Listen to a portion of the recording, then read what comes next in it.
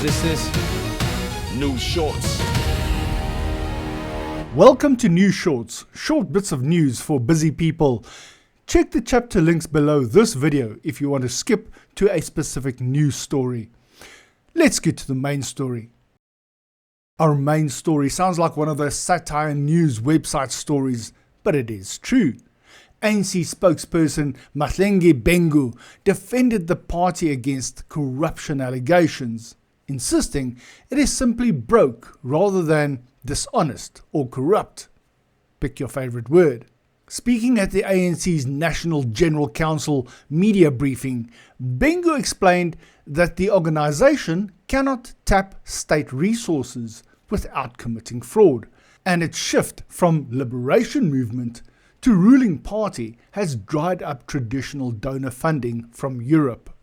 Membership contributions and other support have also dwindled, leaving the ANC unable to pay staff salaries for months and facing union accusations of contract breaches. The ANC as an organisation would not be broke if it were a corrupt party, Bengu said, adding that corruption implicates individuals, not the institution. She noted the party's history of resilience without funds during apartheid and affirmed commitments to new revenue strategies for long-term sustainability. Bengu described staff as the ANC's biggest treasure and stressed ongoing efforts to relieve remuneration issues amid broader challenges shared by other liberation-era parties.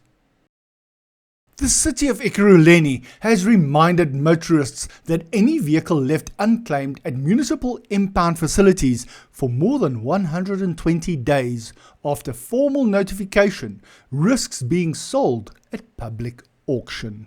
The warning follows an intensified law enforcement drive by the Ekurhuleni Metro Police Department between 8 December and 27 January, during which a large number of vehicles were seized for various traffic and bylaw offences. With storage space at impound yards reaching capacity, the city is urging owners to collect their vehicles as soon as possible and to settle all outstanding costs.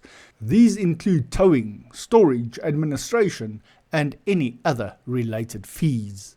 To release a vehicle, owners or their authorized representatives must present the vehicle registration documents, proof of identity, and, where applicable, proof of ownership.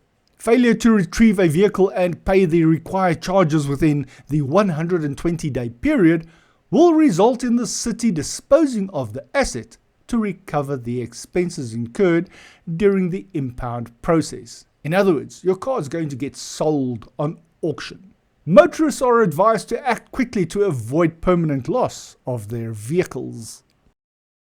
And staying in Ekurhuleni, Tsepo Khoza, director of Grey Apple Trading Enterprise, was sentenced to 6 years, of which 2 were suspended, for defrauding SARS of 3.6 million rand in taxes. His company received SAPS tenders linked to a senior police relative, earned 3.6 million rand between 2015 and 2018, but declared itself dormant and failed to register for VAT.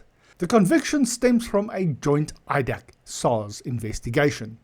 Trial of co-accused continues in February 2026. 5 suspects, including 3 City of Matlasana municipal officials, were arrested for defrauding job seekers of 10,000 rand each with fake employment contracts.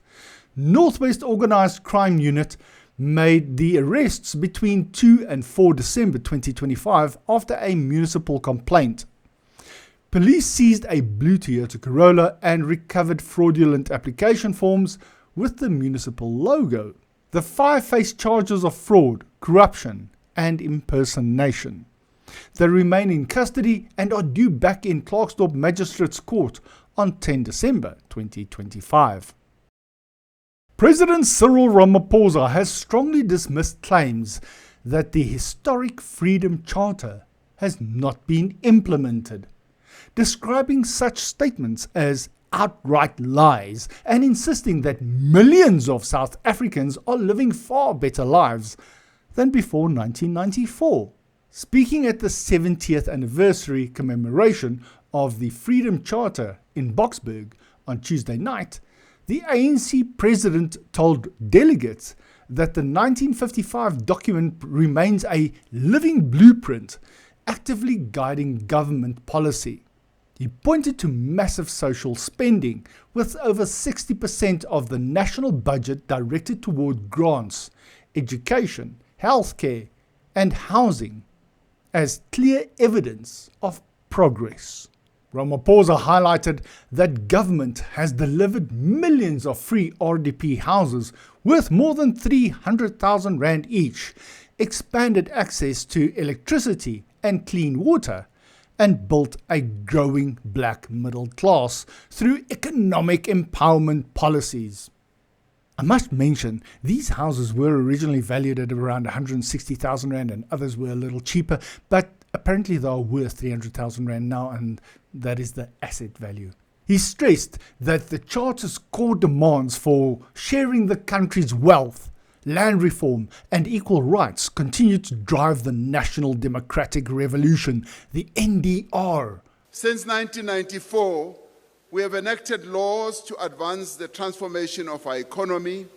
We have anchored broad-based Black Economic Empowerment Act and the Employment Equity Act. The progress we have made is undeniable. And those who say the Freedom Charter has not been implemented are lying.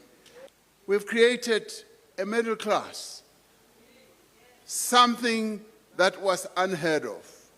Despite this progress, the average income of white households is still nearly 5 times higher than that of Black African households. This is what the implementation of the Freedom Charter is aimed at achieving.